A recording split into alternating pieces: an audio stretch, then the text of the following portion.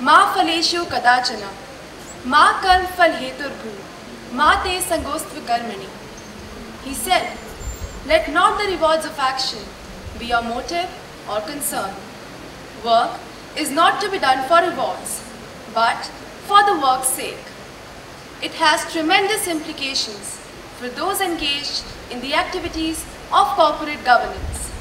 Today, on the 10th of April 2015, we hold the second international conference on this ever-engaging and widely debated topic of corporate governance, a paradigm shift. We, Akash and Ashima, extend a very warm welcome to all our dignitaries, guests, respected Chairman Sir, Honorable Trustees, our Director Sir, faculty and my friends. But Ashima, although Shri Krishna said, have no expectation of rewards from your work, but it is not easy for us to follow his tenets, and that is why companies are always in an ethical dilemma. Every day they are bound with millions of dilemmas. Is it profit or service? Is it short-term gain or long-term sustainability? Is it environment or economy? Endless goes the list of dilemmas being faced by companies every now and then. And these dilemmas have been a subject for discussion for ages.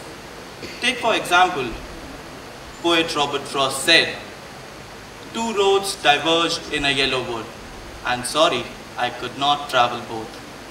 Or for example, what was said by our very own poet Javed Akhtar, "ये देखता हूँ तो सोचता हूँ कि अब जहाँ हूँ वहीं सिमट कर खड़ा रहूँ मैं, मगर करूँ क्या?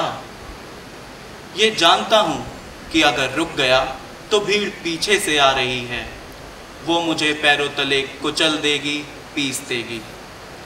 तो अब जो चलता हूँ तो खुद मेरे पैरों में आ रहा है, किसी का सीना, किसी की बाजू, किसी का चेहरा।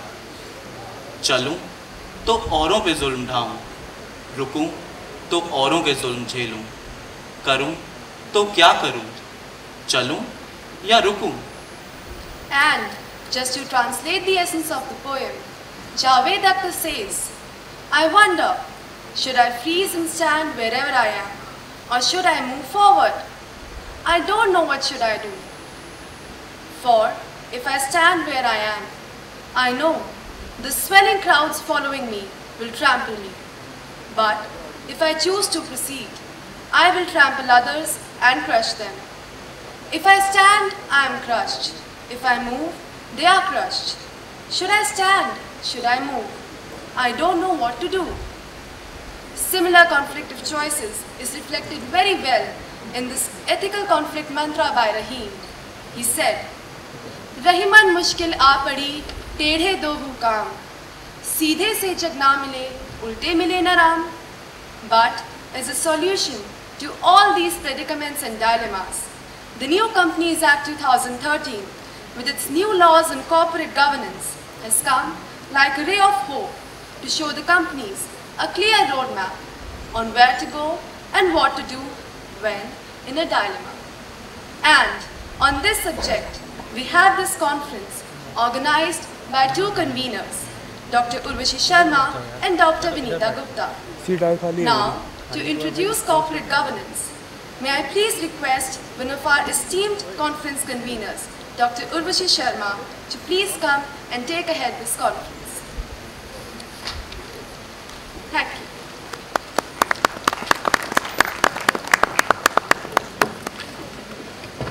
Thank you, students. A very good morning to all of you.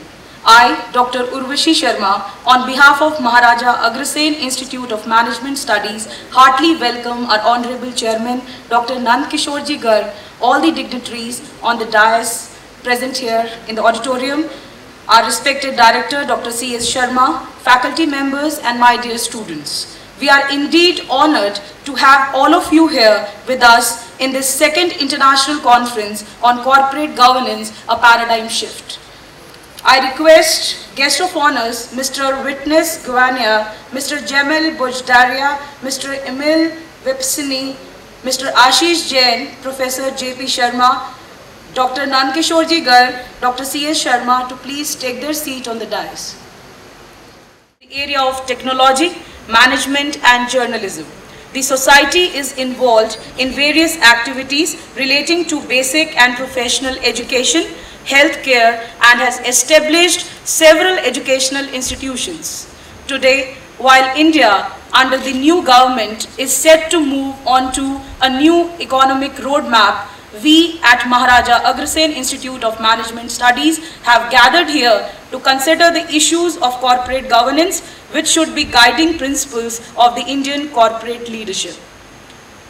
Goddess Saraswati, the goddess of knowledge and arts, represents the free flow of wisdom and knowledge.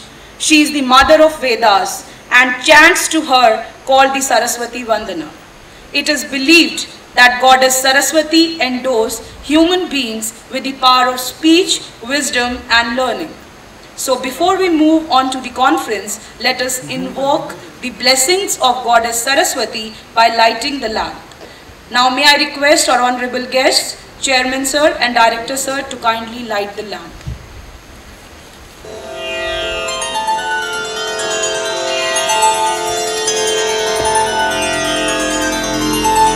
Ma Saraswati is known as the goddess of knowledge, goddess of wisdom, and it is said every light, every lamp creates lights in the world.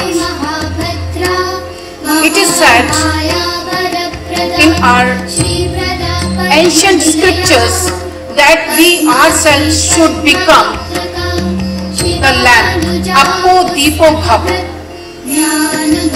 Appo Deepo Bhav means if we ourselves become a lamp, a deepak, then we can ourselves, each one can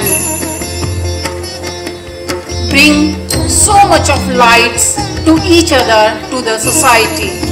हे माँ सरस्वती, आपका वंदना है, आपकी वंदना है। असतो माँ सद्गमया, तमसो माँ ज्योतिर्गमया, मृत्योर्माँ अमृतम गमया. Why it can't be done that we all become ourselves a lamp to light each other, to enlighten each other and enlighten the whole world. With your prayers, let's all pray Goddess Saraswati with our hearts, and the lamp has already lightened. After this auspicious occasion, let us move to our conference theme. Good corporate governance should provide proper incentives for the board and management to pursue objectives in the interest of the company and its stakeholders. Good corporate governance is not simply about minimizing the risk of corporate failure and dealing with those guilty of fraud. It also is a fundamental prerequisite to improve economic performance, facilitating corporate access to capital and improving the investment climate. Poor corporate governance, on the other hand, weakens a company's potential and may lead to financial difficulties and even fraud. The timing of this conference is, needless to say, very crucial. We are meeting a time when the activities of corporations are being closely observed. The corporate scandals like Enron, Satyam, 2G Spectrum scam, Sahara Chit Fund scam, Adarsh Ghotala, CWG, Indian coal allocation scam, and the countless other scams and scandals that prove that the need of an hour of this millennium is a serious thought to corporate governance. They have focused the mind of governments, regulators, companies, investors, and the general public on weaknesses in corporate governance systems and the continued need to address these issues. These scandals highlighted the fact that the world's most successful companies in the world's most advanced economies can suffer from severe corporate governance failures that destroy substantial wealth for investors and employees. So, we are here today to share and discuss the issues of corporate governance, joined by leading corporate and academic thinkers from different companies and academic institutions. And it is my privilege to welcome once again all our dignitaries and guests to this international conference on corporate governance, a paradigm shift. May I now have the privilege to welcome the dignitaries who are here with us today. First of all, we have with us an eminent corporate leader, the chief guest of today, Mr. Praveen Kumar Purwar, CMD and Director Finance, MTNL. A hearty welcome to you, sir. May I request our chairman, sir, Dr. Nandkishorji Garg, to please present a bouquet to our honorable chief guest. May we have a big round of applause for our chief guest.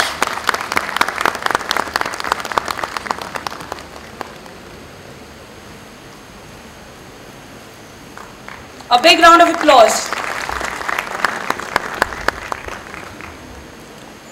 We have with us our guest of honor, Mr. Witness Gwene from the Embassy of Republic of Zimbabwe. I request our director, Dr. C.S. Sharma, to please present a bouquet to our guest of honor, Mr. Witness. A big round of applause for Mr. Witness. Thank you, sir. Next, we have with us our guest of honor, Mr. Jamil Bojdaria from the Embassy of Republic of Tunisia. I request Professor Vijay Khurana to please present a bouquet to our guest of honor, Mr. Jamil Bojdaria. May we have a big round of applause, all of you.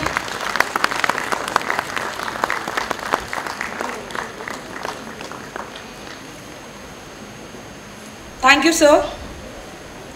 We have with us a guest of honor, Mr. Emily Mipsani from Rwanda High Commission. I request Professor Ravindra Jeet to please present a bouquet to our guest of honor, Mr. Emily Mipsani.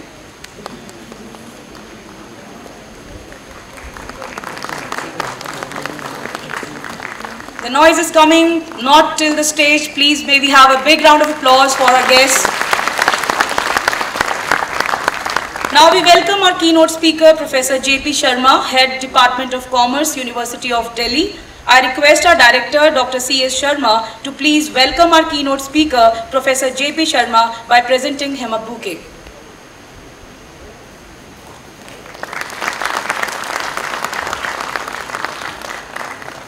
Thank you, sir.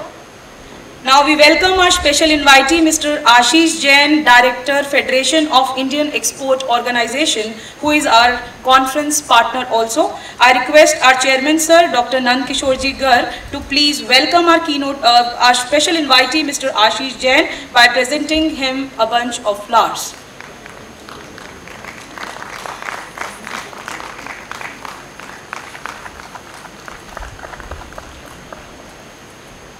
Thank you, Chairman, sir.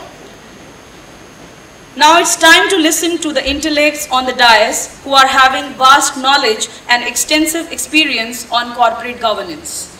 I consider it a great honor to call Director MAIMS, Dr. C.S. Sharma, who is a magnanimous academician and a researcher, for the opening and welcoming remarks. A round of applause for our Director, sir, Dr. C.S. Sharma.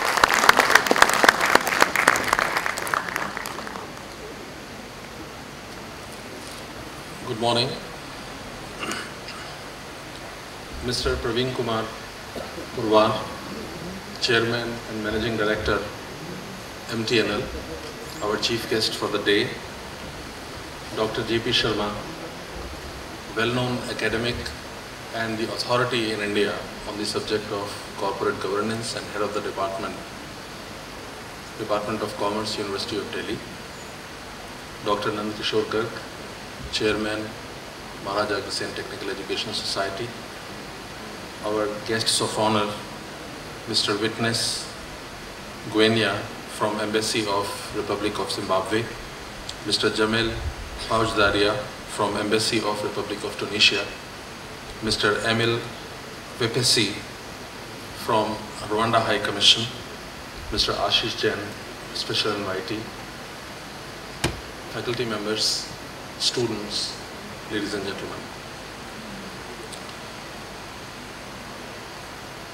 corporate governance has become very important, primarily because of one reason, that investors hand over their precious money to the corporates who are supposed to maximize their wealth. And investors expect that their money will be used properly for protecting their interest. But we all know that there is a problem. We have traditionally been knowing that problem as agency problem. Problem is, once the money comes in the hands of the companies, the people who are responsible for running them, they start using them more for furthering their own interests rather than the interests of the people who have handed their money to them. And here come two questions. One question is question of choice. And second question is, we call it question of dilemma. We all make choices. Every moment we are exercising a choice. Sometimes these choices are very mundane. Should I take Pepsi or should I take Coke? Should I attend the class or I should not? Should I attend the conference, organize the conference or not? Should I be in a relationship or come out of it? These are the choices we exercise. And each choice creates a dilemma. And philosophically, dilemmas can never be resolved. Dilemmas can only be dissolved. We cannot resolve the dilemmas. We can only dissolve them. So how to dissolve? Dissolving will mean that we have to reach a certain compromise. Classical economists say that we reach a compromise, they give us a criterion. Criterion is maximizing the utility. Maximizing my own utility. Individual's utility, and they say if every individual tries to maximize his or her utility, the social welfare will be maximized. But unfortunately, theoretically though it may be correct, but practically we have found if we start mad pursuit of maximizing our own individual utility, we end up sacrificing the interests of others. And that is why scams like Enron, scams like Satyam, problem related to corporate governance has emerged. So dissolving the dilemma that should I use the funds for myself, furthering the interests of a set of people, or for the people who have handed over the money. Because of that, the idea of corporate governance got germinating and is now evolving very fast. I think the laws that are coming forward, that is one aspect. Law is one reason which helps us resolve some of our dilemmas. But essentially, dilemmas can be dissolved if we stand on our strong ethical grounds. So it is the question, A, of pursuing the law, B, functioning in a manner which is moral and ethical. However, let me say one thing, that the scholars of jurisprudence have always said that law is the most artificial thing in the world. Law is most artificial, law is most unnatural. Natural thing is that every human being must find manifestation of his or her maximum potential. And maximum potential means that you manifest maximum of your creativity, maximum of your innovation. You are free to do what you want to do, free to exercise your choice the way you want to do. But when we exercise our choices which impinge upon the interests of others, we then talk of the law. So law essentially is against the nature of the man, but we cannot live without a law. So today, when we organize this conference on corporate governance, we have to think on the lines of what should be the shape and form of the law. but more importantly, how we can make the citizenry, the boards of management, the executives, the managers, corporate managers, function in an ethical and moral manner.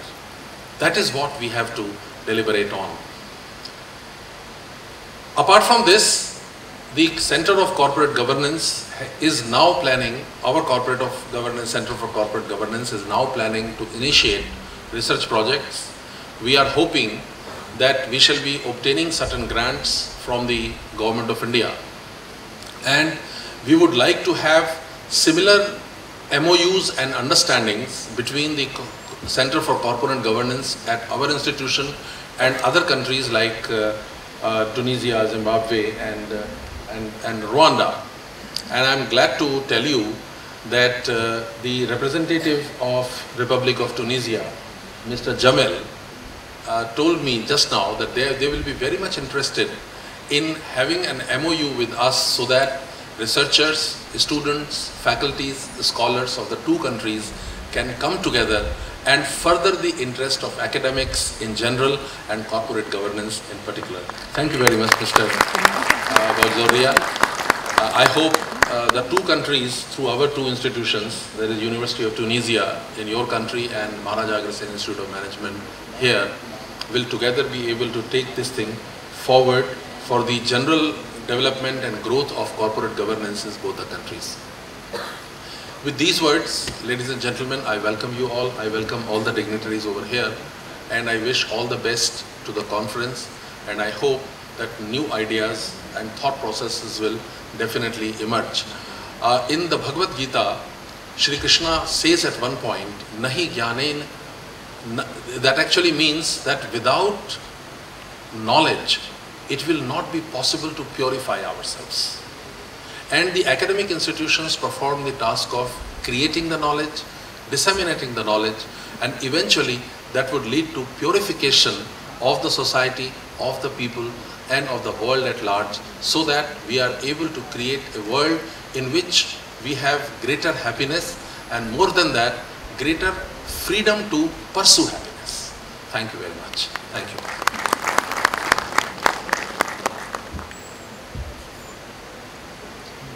Thank you, sir. You have always been a motivator and a guiding force for all our Maharaja Aghasen Institute of Management Studies, faculty and students. Emily Mepsi is a graduate from the Independent University of Kigali, Rwanda. He has a bachelor degree in law. He is having extensive work experience of 14 years as government employee in policy analysis, respectively in Prime Minister's office and presidency. Presently, Mr. Emily is working in Ministry of Foreign Affairs, Rwanda High Commission in New Delhi as second counselor. I request Mr. Emily Mepsi to please address the audience by sharing your vast knowledge. Sir, please. Good morning, all. While I'm still trying to open my laptop, I would say good morning to all protocol observed, the academia, my colleagues from Embassy and High Commission, and dear students. As Dr. Urvashi presented me, I'm Emile Mwepesi. I'm second counselor in the High Commission of the Republic of Rwanda.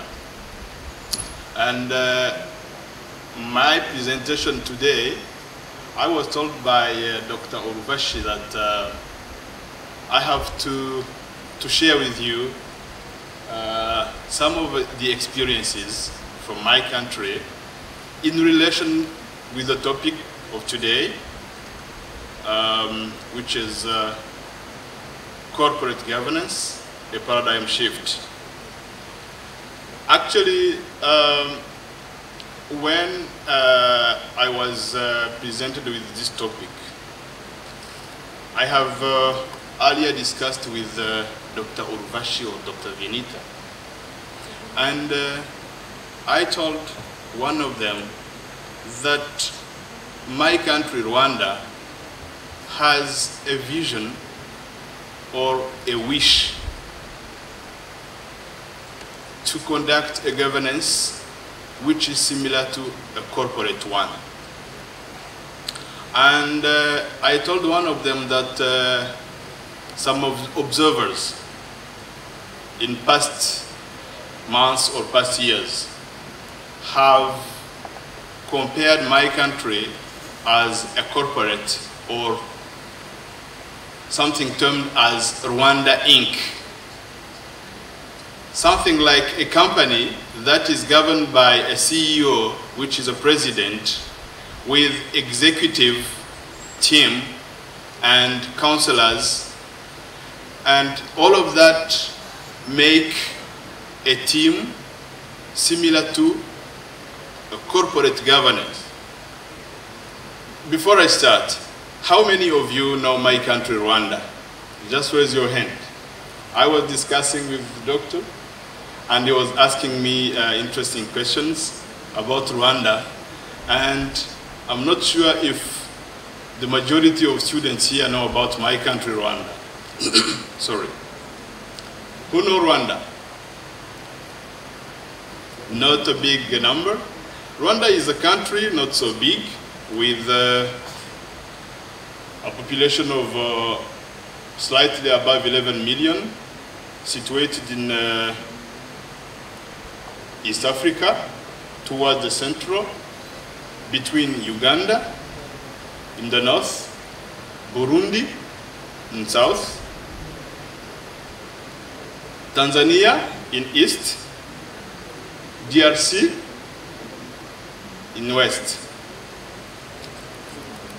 Rwanda is a democratic country with multi-political parties, and with a bicameral parliament, a senate, and a law chamber.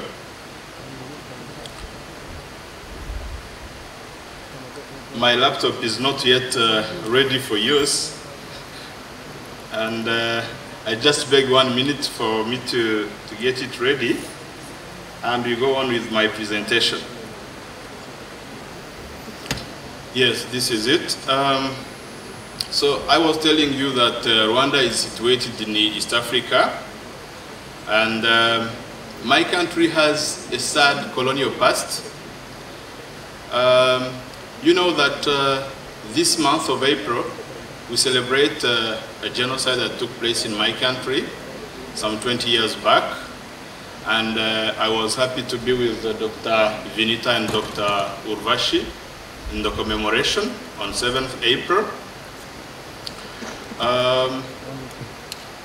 It is a country that is taking on very steadily with between 6 and 7% of annual growth.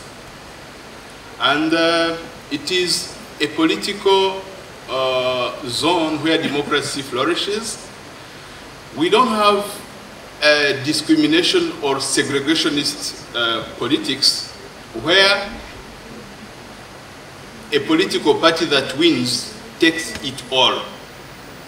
We share, and every political party that loses, it also has its place in the political governance of the country. And this is one of the signs of corporate governance that you are talking about. Coming back to the definitions of political governance, the website of business.gov.india, defines the corporate governance may be defined as a set of systems, processes, and principles which ensure that a company is governed in the best interest of all stakeholders. It is a system by which companies are directed and controlled. It is about promoting corporate fairness, transparency, and accountability. Generally, these are the main words that come always when we talk of corporate governance, of good governance: transparency, fairness, accountability, as my predecessor has been saying. The corporate governance integrates all the participants involved in a process, which is economic, above all, and at the same time social, because any corporate organization operates, is functional, within a given society.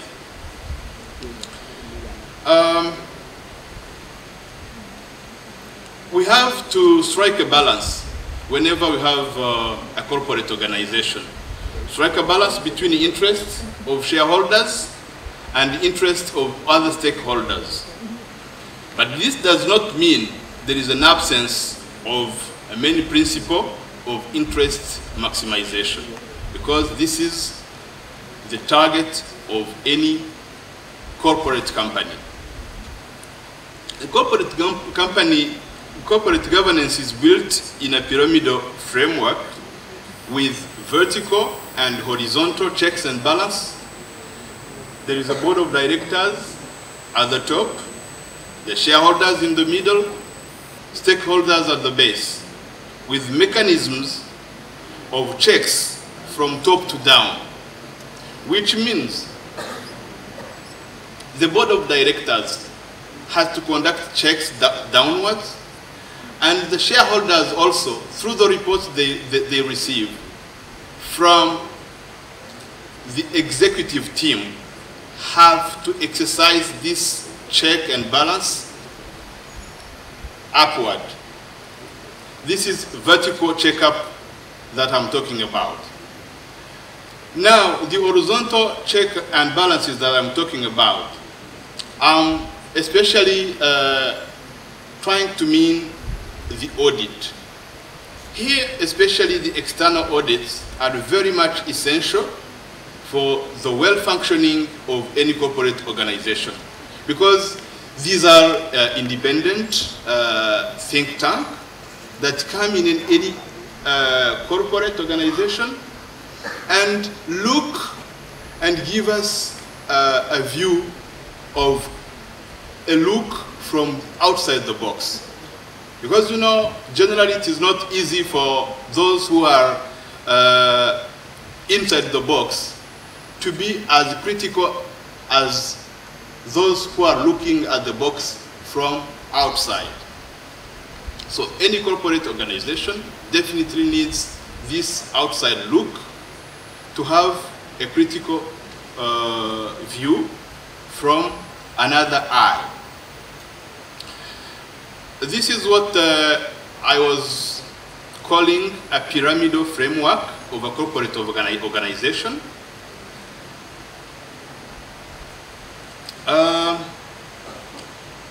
In a transparent management in the modern world of today,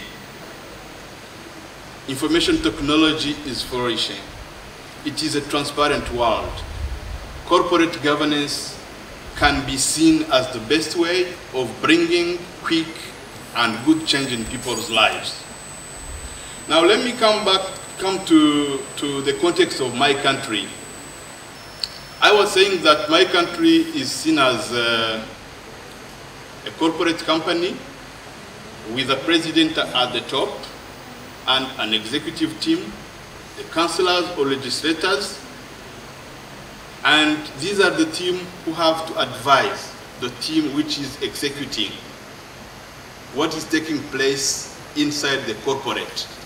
And here I'm describing my country as a corporate company, a corporate organization, with the boss being at the helm, the president.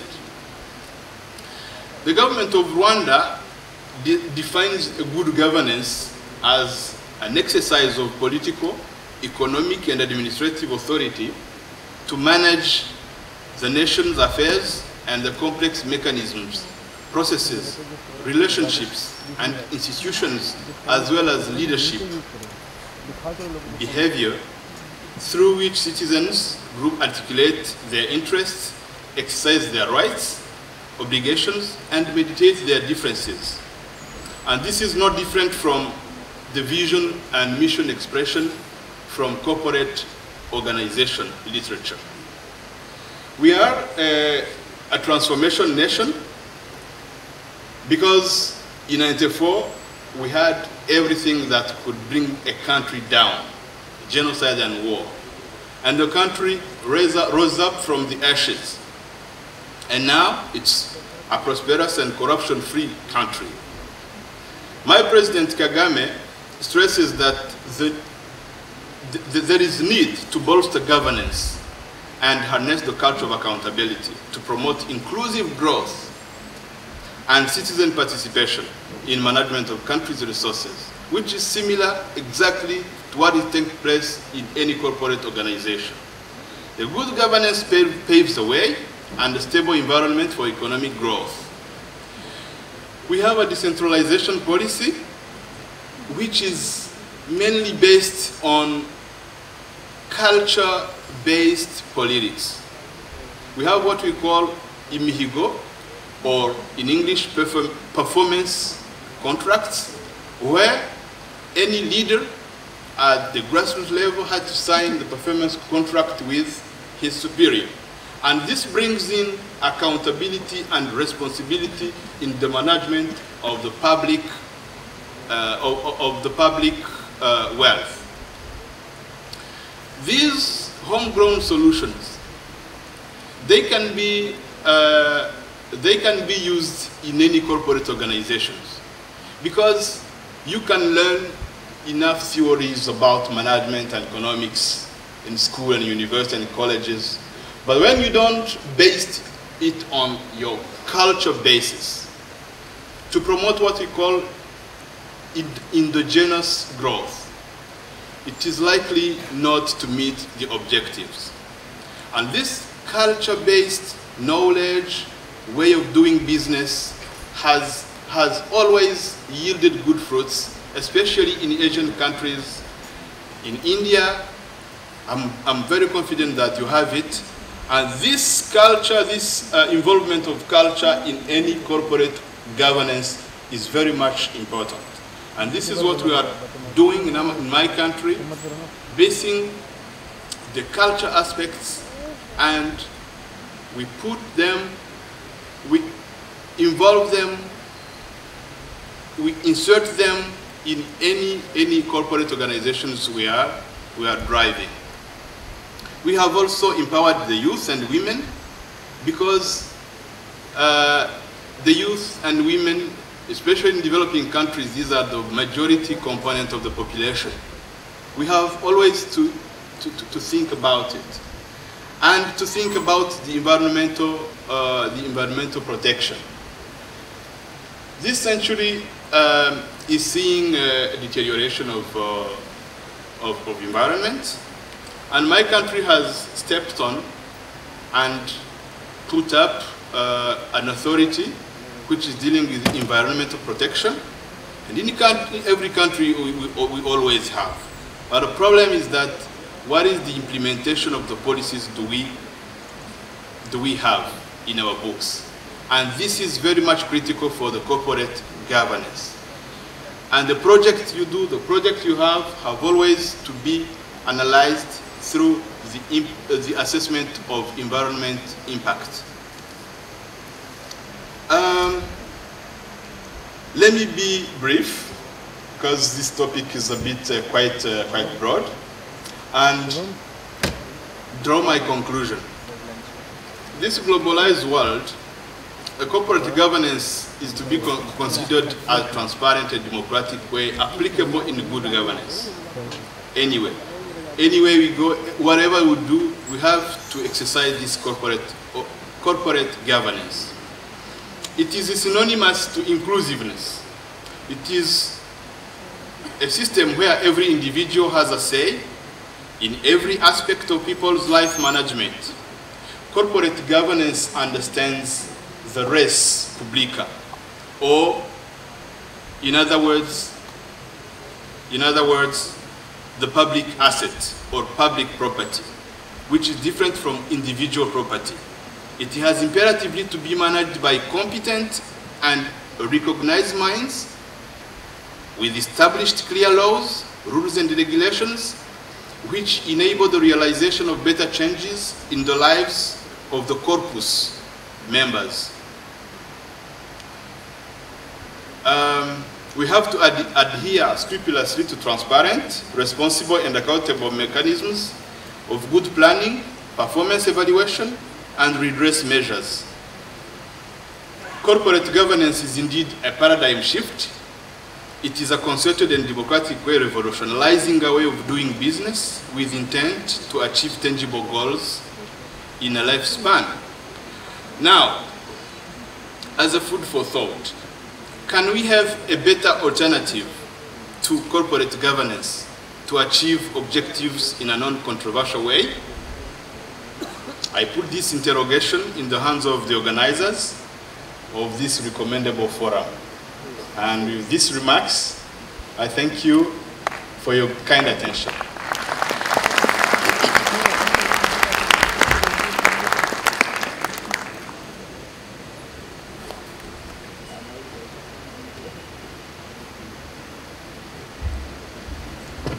Thank you, Emily, sir. In the last conference, we had Mr. Ravamcho, His Excellency, as a chief guest, and we have always found the Rwandan people very humble, and it is a developing country, and the people are very keen to get into education, and we are in future planning to have the exchange programs with Rwanda universities, with Maharaja Agrasen and the Indian universities. Thank you, sir. We also welcome the delegates who have come from ICSI, which is our knowledge partner. Give a big round of applause for ICSI partners.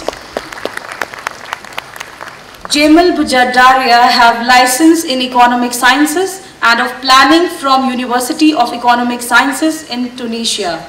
He has received certificate from the French Higher Institute of Defense, from Japan International Cooperation Center, African Development Bank, and certificate from Tunisian Ministry of Foreign Affairs.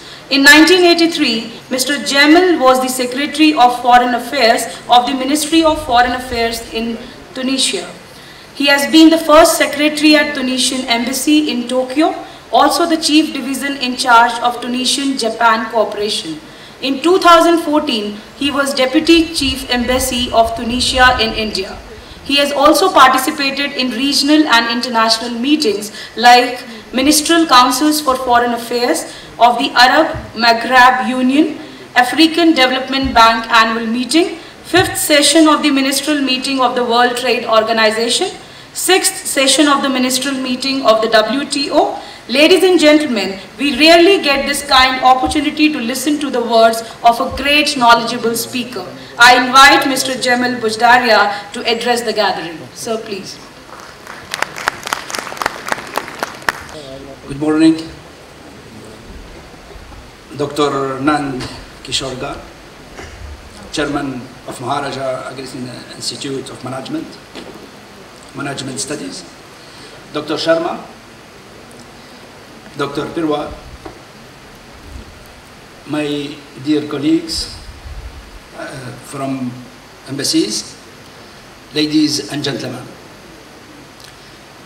Allow me first of all to express my deep appreciation and consideration to FAO for its kind invitation and for giving me, on behalf of Tunisian Embassy in New Delhi, the opportunity to participate at this inaugural session of this important conference organized by the Honorable and prestigious Maharaja Agrasen Institute with the Association of FAO on an important theme, corporate governance paradigm shift.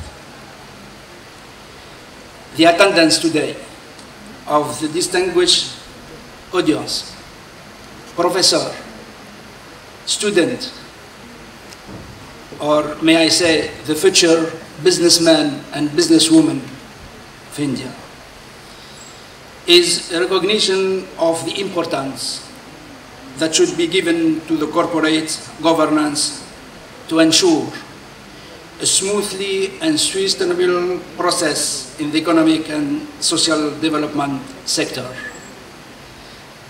As my colleague said, I'm not so very sure that Tunisia is known by all of you, but I'm sure that the majority knows the history of Carthage, the history of Phoenician and Tunisia with with its 3,000 years history, is a small country, not very big. I'm not going to tell you how much it is, but around 11 million of people, 164 square kilometer. It's located in the exactly on the north of Africa. It belongs to the African country, but is also very near from European side. It's almost 1 hour and a half from any capital city in the Mediterranean Sea.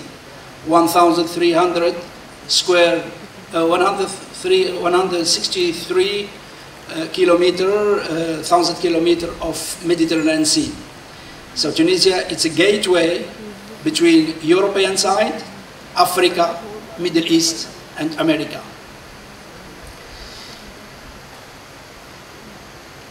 Tunisia also is one country, as I was discussing with Mr. Chairman, is a Muslim country.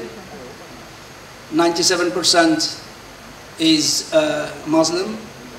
We have Jews and we have Christianists. But the religion for us, it's a constitution where we can take the best. For the economic, just briefing for the economy, we have 3 sectors, of course, very important for us. The agriculture, the tourism, the agriculture, the industry and services. The main product in Tunisia is phosphate. Tourism also is one of the important income of foreign currency in Tunisia. There are practically 1 million who's working on the touristic sector, and we do receive rather than 6 to 7 million of people every year in our country. I have to remind that Tunisia have 11 million. So 7 million or 6 million per 11 million is quite interesting.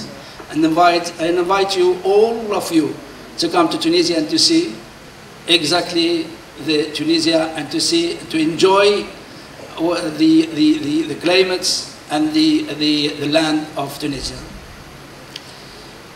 As in India, Tunisia is also well concerned by corporate governance.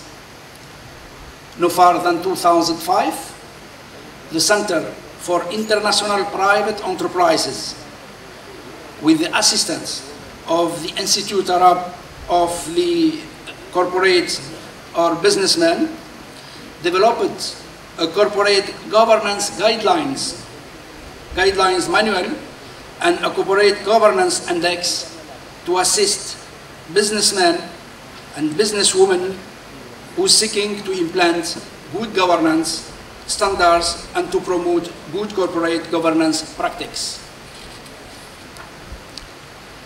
4 years later, the same institute launched the first Center for Corporate Governance in North Africa to serve as a center for expertise, training, and awareness raising on governance practice. 3 main objectives have been fixed by this center: encourage and enable entrepreneurs, managers, and senior executives of the Tunisian public and the private enterprises to add value to their organizations, adopt the most advanced practices in corporate governance, and being a place to meet, debate, reflection, and exchange of ideas, providing training and guidance to all parties wishing to move forward in the direction of sound corporation governance. Since January 2011, date that characterizes the abolition of dictatorship in Tunisia and the birth of the new area of democracy and freedom, the notion of corporate governance have been improved by the authorities as well as by the private sectors to prevent the challenges faced by the economy and to promote the foreign development investment in my country. In this regard, legal framework on corporate governance implemented in 2005 has been reinforced in Tunisia. The Ministry of Finance introduced 6 amendments to the Commercial Code based on recommendation from the corporate governance guidelines, providing more protection for minority shareholder and requires greater financial transparency from firm. Many workshops supported either by national or international organizations have been organized in Tunisia to prepare experts, to train company directors, consultants, and managers on corporate governance best practice.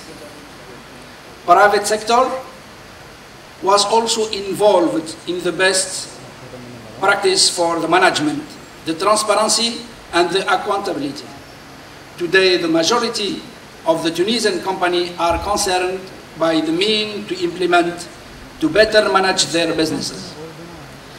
May I say, that is the only way that we can face all the existing challenges for a sustainable development and success for the private or the public companies. Ladies and gentlemen, today's competition is no longer on price or quality or expertise. It is also done through the respect of the social commitment of the company, its shareholder and stakeholder. A company that respects its shareholder, its employees, its contractors, and its financial partner that perfectly integrate the rule of good governance is a company that has a real competitive advantage. We believe that Tunisia and Indian Institute could work closely on corporate governance by exchanging information, resources, and expertise. Capacity building and technical assistance could be also shared between institutions of our 2 countries involved in this sector. I will take this opportunity to call for a best cooperation and understanding between our 2 countries to enhance governance policy in all fields, and invite the Maharaja Agrasen Institute of Management Study to work closely with the Center for International Private Enterprise in Tunisia in this subject. Many thanks for your attention.